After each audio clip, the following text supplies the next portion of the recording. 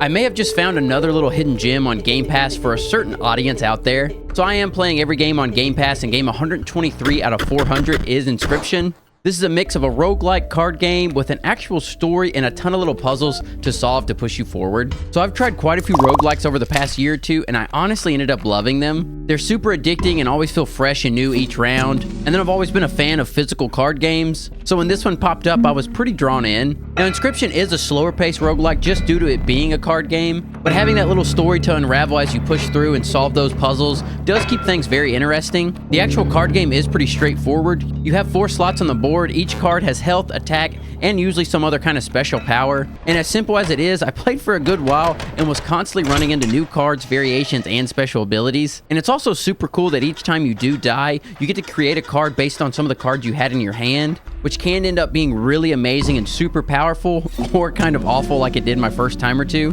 just kind of depending on that luck of the draw. I also think the way they added getting special powers and abilities with sacrificing certain cards and doing little side things here and there is really cool. And all this does really mix well with the setting, which I guess you would kind of describe it as like a haunted cabin in the woods, scary story time or something like that. And then on top of all that, the slightly retro art style and good sound effects help pull everything together in a really good package. And then I guess the last thing that made this game kind of stand out apart from some of the others is that your cards will actually talk back to the player, giving tips, tricks, or just kind of pushing the story along. Now, I would say personally, the only negative thing I do have to say is I didn't love the speed of the game. I wish you could go in and out of moving on the board, into battles, and the little upgrade places a little bit faster. Now, it is super smooth and flows and isn't jarring or anything. I just personally like faster paced games. So for sure, if you like any kind of card games or even roguelikes, I'd highly suggest giving this one a try. It's great for the novice and someone that's already in the genre that just wants something fresh and new, and might even help you get a taste of the puzzle games. So I'm going to be giving Inscryption a 6.8 out of 10.